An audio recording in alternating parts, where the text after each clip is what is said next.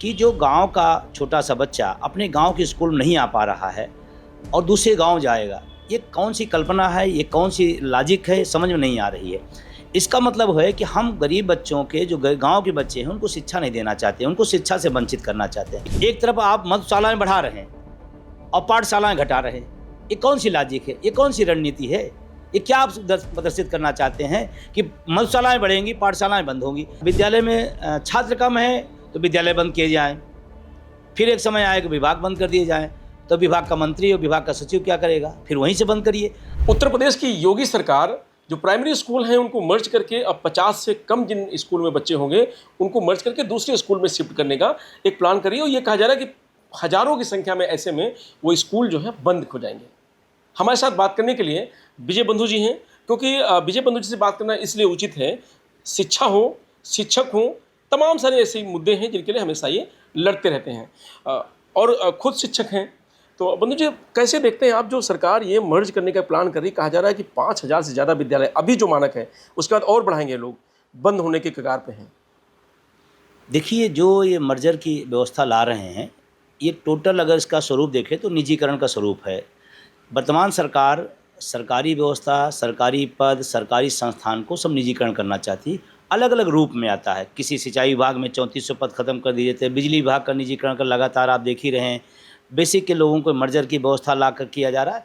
तो इनका पूरा उद्देश्य है कि सरकारी संस्थान बंद हों। और इस बात को लेकर के पूरे प्रदेश के जो शिक्षक कर्मचारी हों तो आक्रोशित है ही हैं। उससे बड़ा जो सवाल है कि जो गांव का छोटा सा बच्चा अपने गांव के स्कूल में नहीं आ पा रहा है और दूसरे गांव जाएगा, ये कौन सी कल्पना है, ये कौन सी लॉजिक है, समझ में नहीं आ रही है। इसका मतलब है कि हम गरीब बच्चों के जो गांव के बच्चे हैं उनको शिक्षा नहीं देना चाहते, उनको शिक्षा से वंचित करना चाहते हैं। और किसी व्यक्ति के जीवन में शिक्षा का कितना महत्व है, डॉक्टर कलाम इसके बहुत बड़े उदाहरण हैं। और ऐसे हज़ारों उदाहरण हैं जो तमाम परिवेश से, ग्रामीण परिवेश से निकल करके देश और प्रदेश और दुनिया का में नाम किया है। और ये वर्तमान सरकार इसी व्यवस्था को लागू करके शिक्षा और शिक्षार्थी के साथ कुठाराघात कर रही है। साथ ही साथ जो नौजवान तमाम सारी डिग्रियां लेकर के बीएड, डीएलएड, तमाम सारी डिग्रियां, तमाम सारी योग्यता जो सरकार कहती है, जो तमाम परीक्षाएं पास करके वेटिंग में है कि हम कोई वैकेंसी आएगी, हम फार्म भरेंगे और हम टीचर बनेंगे, उनको ब्रेक कर रही है। मतलब नौजवान, नौनिहाल, ये दोनों इस व्यवस्था से बाहर हो जाएंगे। सरकार कह रही है क्योंकि जब बच्चे ही नहीं हैं, टीचर वहाँ बैठे रहते हैं, इसलिए वहाँ पढ़ाई नहीं हो रही। ऐसे टीचरों को अब पढ़ाई पे लगाया जाएगा जहाँ ज़्यादा बच्चे होंगे, नहीं तो 4 स्कूलों के बच्चे एक जगह इकट्ठा किए जाएंगे, फिर पढ़ाया जाएगा। तो आपको लगता है कि जो टीचर हैं वो पढ़ाते नहीं हैं बच्चों को, या जहाँ कम बच्चे हैं तो वहाँ बच्चे प्रयास नहीं कर सकते लाने का कि लाया जाए और ऐसी व्यवस्था को? देखिए, मैं आपको बताऊं, बहुत धरातली आपको आंकड़ा बताऊं, हर शिक्षक चाहता है कि उसके यहाँ बच्चे हों और अच्छी शिक्षा हो, अच्छी व्यवस्था हो। लेकिन सरकार नहीं चाहती है कि अच्छी व्यवस्था हो, अच्छे बच्चे हों और अच्छी पढ़ाई हो, क्योंकि टीचरों को 24 घंटे किसी न किसी दूसरे काम में लगाए थे। मैं बहुत पहले से बात कह रहा हूँ, शिक्षक से सिर्फ शिक्षक का काम लीजिए, आप देखिए परिणाम चमत्कारिक होंगे। लेकिन सरकार कहती है आप शिक्षक हैं लेकिन आपको पढ़ाने में नहीं देंगे, हम तमाम सारे काम और उनसे लेते रहेंगे और बदनाम करेंगे सरकार के अंदर कि इस लोगों के बीच में कि हम पढ़ा नहीं पा रहे। शिक्षक का मौलिक जो नेचर है उसका, वो पढ़ाना चाहता है, वो बिलीव ड्यूटी नहीं करना चाहता, वो जनगणना मतगणना नहीं करना चाहता। सच बताऊं, वो तो मजबूरी बस कराई जाती है। और इसी तरह ऐसा नहीं 2-4 काम है, मतलब सैकड़ों काम है जो टीचरों से कराई जाती है। क्यों कराई जाती है? उसके लिए आप व्यवस्था दूसरी क्यों नहीं रखते? शिक्षक को सिर्फ शिक्षक पढ़ाने दीजिए, चमत्कारिक परिणाम आएंगे।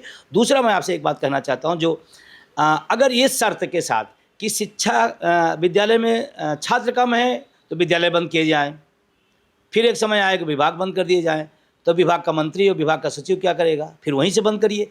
क्या अगर शिक्षार्थी कम हो रहे हैं तो विभाग के मंत्री की जिम्मेदारी नहीं होगी क्या?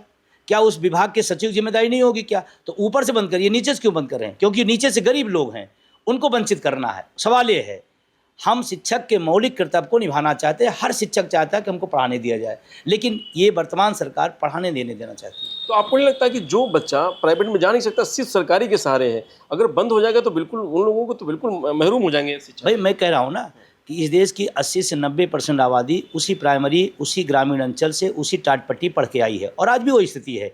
और वहीं से तमाम सारे हमारे लोग निकले हैं, देश का नाम रोशन किए। आप उनकी शिक्षा को वंचित करके क्या पाना चाहते हैं? एक तरफ आप मधुशालाएं बढ़ा रहे हैं और पाठशालाएं घटा रहे हैं, ये कौन सी लॉजिक है, ये कौन सी रणनीति है? ये क्या आप प्रदर्शित करना चाहते हैं कि मधुशालाएँ बढ़ेंगी, पाठशालाएँ बंद होंगी? ये एक-एक आदमी की जनमानस की चर्चा है और सिर्फ शिक्षक और शिक्षक कर्मचारी की कुरीति नहीं है। आम नागरिक जिसका बच्चा पढ़ रहा है, जिसको लगता है कि हमारा बच्चा इसी भरोसे पढ़ लेगा, उसको गुस्सा है और तमाम जगह आम नागरिक प्रदर्शन कर रहे हैं कि नहीं ये गलत है। तो क्या लग रहा है सरकार इससे कुछ बचा लेगी? क्या टीचरों की नौकरी जाने का भी खतरा है? कहा जा रहा है कि तनख्वाह भी कम करेगी।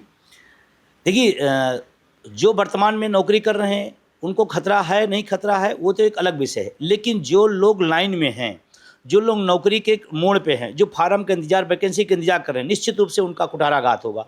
और इस देश का नौजवान अगर बेरोजगार है, इस देश का नौजवान अगर रोजगार से युक्त नहीं हो रहा है तो देश के लिए दुर्भाग्यपूर्ण है। और ये हजारों हजारों लाखों लाखों पद खाली है, आप उसी लाखों पद जो खाली है उसी को इधर उधर करने के लिए सारा गेम किया जा रहा है कि वो नहीं हमारे पास तो स्कूल ही नहीं है, तो हमारे पास टीचर की आवश्यकता नहीं है। अभी आपने देखा होगा इलाहाबाद में बड़ी लड़ाई हमारे साथी रजत सिंह ने लड़ा और तमाम साथियों ने लड़ा। उनका मांग है कि आप जब वैकेंसी खाली है तो आप भर क्यों नहीं रहे। मैं आपसे सवाल करना चाहता हूँ, ये राजनीति व्यवस्था पर, हम पॉलिटिकल साइंस के स्टूडेंट भी हैं, उसके टीचर भी रहे हैं। हमारे यहाँ मुख्यमंत्री का पद संवैधानिक है, डिप्टी सीएम का कोई पद नहीं है। अपने पद आप बढ़ा रहे हैं और जो हमारे पद हैं उनको ख़त्म कर रहे हैं। ये कौन सी नैतिकता दिखा रहे हैं, कौन सी राजनीति कर रहे हैं? ये अनीति है, राजनीति नहीं है। क्या लग रहा है सर, आपको लगता है क्या विकल्प रहे? बंद करने के बजाय सरकार क्या करे जो कम से कम स्कूल भी बंद ना हो, टीचर भी रहें और बच्चे भी पढ़ें? देखिए सबसे पहला काम तो जो वैकेंसियाँ खाली हैं उसको भरें। जब एक प्राइमरी के विद्यालय में एक अध्यापक, मैं आपका आंकड़े दे दूँ, मीडिया मेरी खबर नहीं, मीडिया खबर है, 5000 से ज़्यादा विद्यालय में शिक्षक नहीं है और कहीं हैं तो एक आध है। अब कल्पना करिए, हम कहते चलो 100 भी बच्चे हैं, हम कहते चलो 48 बच्चे हैं, आपके मानक को मान लेता हूँ, और 48 अलग अलग क्लास के होंगे ना, और एक टीचर है। अब वो कक्षा 5 को पढ़ाएगा, फिर कक्षा 5 में एक विषय तो होता नहीं, एक टीचर कितना विषय और कितने बच्चों को पढ़ाएगा और कितनी क्लास समायोजित करेगा। पहला काम, आप जो पद आपके खाली हैं उनको आप भरिए। भरने के बाद आप उस में गुणवत्तापूर्ण विचार करिए और उसमें सुधार करिए। हम कहते हैं एक मंत्री भ्रष्टाचार करता है तो हम राजनीतिक व्यवस्था को बंद कर दें कि नहीं व्यवस्था ही नहीं है, खत्म, मंत्रिमंडल ही खत्म। जो मंत्री भ्रष्टाचारी किया उसको आप दंड दीजिए। तो अगर कोई गलती करता है तो जो कानून है, सम्मत है, उसके आप अनुसार उसको दंड करिए। लेकिन विद्यालय बंद कर देना, ये इस देश के भविष्य के साथ कुठाराघात किया जा रहा है। कई स्कूलों में हमने कवरेज भी करी है, तो कई स्कूलों में मतलब 100 बच्चे हैं 4 क्लास के, और चारों क्लास के एक ही कमरे में बैठा कर एक टीचर पढ़ा रहा है। तो वहाँ आप टीचर ना देने के बजाय जहाँ 50 बच्चे वहाँ से आप मर्ज करना चाहते हैं। यस, यही मैं कहना चाहता हूँ, हमारी भी समस्या सुनी जाए ना। आप तो अपनी समस्या बता दिए कि भाई हम संख्या कम है इसलिए कर रहे हैं। और मैं एक बात और कहना चाहता हूँ, जो जिस स्कूल में गांव का बच्चा गांव के स्कूल नहीं आ रहा है, दूर के स्कूल में कैसे जाएगा? इसका कोई हमको लॉजिक बता दे।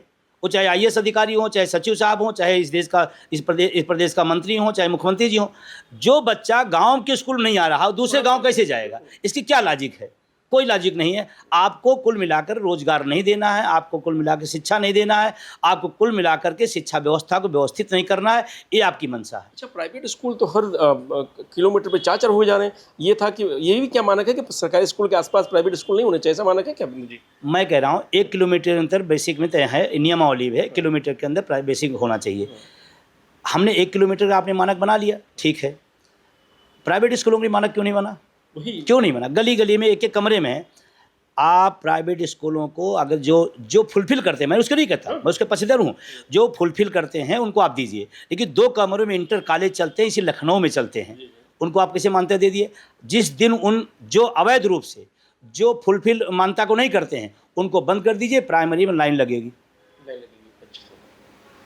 तो ये है बंधु जी, इनका साफ तौर से कहना है कि पहले सरकार को वो व्यवस्थाएं सुधारनी चाहिए, जो स्कूल चल रहे हैं उनकी व्यवस्थाएं बेहतर हों, जो रिक्त पद हैं उन भरे जाएं, जो प्राइवेट स्कूल मनमानी कर रहे हैं या मनमानी तरीके से चल रहे हैं बिना मानक पूरे किए, उन पर कार्रवाई की जाए, और फिर जो मर्जर की बात सरकार कर रही है उस पर विचार करे, तब बेहतर होगा। मनंजीत यादव, लोकमत हिंदी, लखनऊ।